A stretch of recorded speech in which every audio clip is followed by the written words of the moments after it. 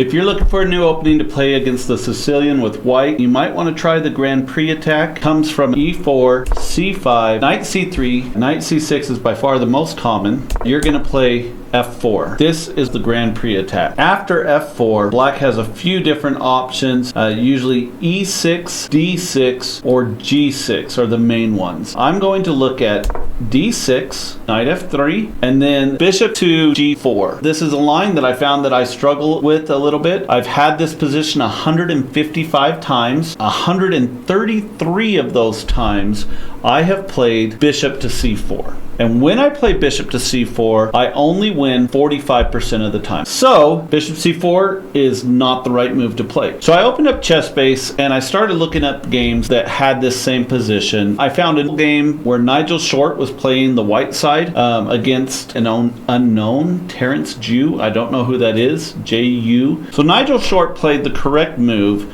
which is bishop to b5, attacking the knight here. Terence plays knight f6 here, and Nigel does, again, the correct move of taking the knight. Taking back is forced. Here, Nigel plays h3, kicking the bishop. The bishop decides to exchange, and then they play e5, attacking the center, which I already think this is not great for black. This is kind of what white is looking for, is to be able to mess these pawns up a little bit more. So with taking and taking, now you have these pawns here that are just not great, and then your own pawns, which are actually doing just fine. So Nigel here plays d3. Pretty principled move to protect this pawn here. Terence plays bishop to e7, and what I'm used to in these kinds of positions is playing this b3 move. And I was looking at it, and it looks like the computer even says that is the correct move to play b3. So Nigel, instead, he castles. Terence castles, and then again the computer wants him to play b3 here, but he plays king h1. The opponent plays queen to c7. Nigel then attacks the pawn here. It's a common idea. A lot of times the knight will come here, adding an extra attacker. Sometimes the queen comes here, adding a battery on it. And basically this pawn is weak, and usually it's going to fall. So rook to b8, attacking this pawn, and we fix that by simply going b3. So Nigel's now has the normal setup, what I would consider normal, where you have both of these pawns protecting this square. So if and when this pawn pushes, you have this square covered. They sack their pawn, and I'm used to taking back this way, but after looking at the database and after looking at the computer, I'm going to start taking back this way here with the d pawn, because apparently that's the correct way to do it. Rook to d8, taking the open file. Nigel starts rerouting his knight, and the opponent plays bishop to b4. Probably, well, it was the losing move of the game. According to the computer, just the evaluation is pretty bad now. Nigel comes up and attacks the knight. If they don't do something to protect it, we got too many attackers on it, and there's only one defender. We got 3 attackers, 1 defender. That's just not good news. Brings the rook up to protect. Okay, Nigel reroutes his knight again, aiming for this f5 square to hit the rook. They kick the bishop retreats, the other rook comes in to double up, and Nigel jumps in with his knight, hitting the rook. But we're not just hitting the rook, we're hitting this pawn, we're hitting this pawn, we're hitting the rook. The correct move would have been still losing, but playing rook to e6. The problem with rook to d7 is you're just taking a defender off of the knight. So Nigel takes with the bishop here.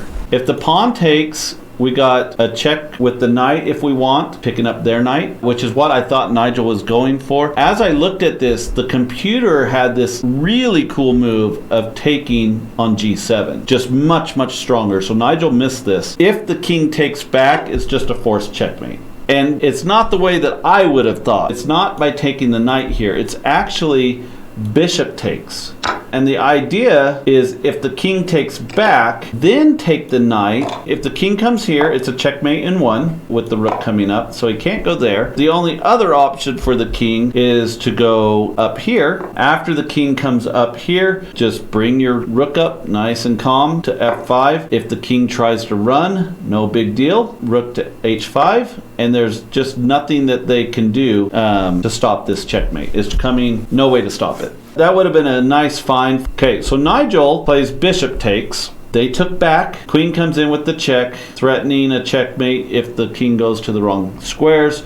Obviously, the king has to run this way. Queen comes up. Now Nigel takes the knight, but missed a stronger continuation with queen h8. The king cannot come up because the knight's blocking these squares. So the only way out of it, the bishop has to come down to block. And then after this check, the king only has the one move. And then this beautiful sacrifice here. After the king takes, you got this discovered check. The bishop can't block, or you just pick it up with check, and you're hitting the queen at the same time. Kind of a cool continuation that if only Nigel was a computer, he could have found. Nigel takes the knight. The bishop comes and protects the pawn. Nigel doesn't care. He takes the pawn with the knight. Bishop takes, queen takes. After this check, this is pretty brutal here. If the king tries to run, you have this check with the rook. The king has to go down or get checkmated, one of the two. You take the queen with check, and black doesn't have time to take your queen. It's pretty brutal. So his opponent tries to play king e7 to avoid all that, but Nigel, he don't care. Takes with the rook anyway. King moves out of the way, and we have a checkmate here. So quick recap, if you want to play the Grand Prix, your basic setup is you're going to play knight c3, then you play f4, then what you're going to go for, if they go for this line, is you're going to play bishop to b5, simply aiming to exchange the bishop for the knight, mess up their pawns, and then you will usually get this kind of a pawn structure here. This knight will often go here to attack this pawn after you've pushed e5 to get rid of this pawn. You're typically castling. It's a fun line to play. I highly recommend it. I might go over some other variations of it because there's so many moves that can be played. If you like this longer content and you want me to go over some more variations, let me know please in the comments. I'm taking kind of a risk making a longer video like this. I don't know how it's gonna go over.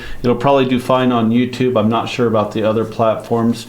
So if you want to see more stuff like this, make sure you let me know. Let me know if it helped you out at all. Please like, comment, follow. All of those things help me out a ton. Love you all. See you on the next live stream.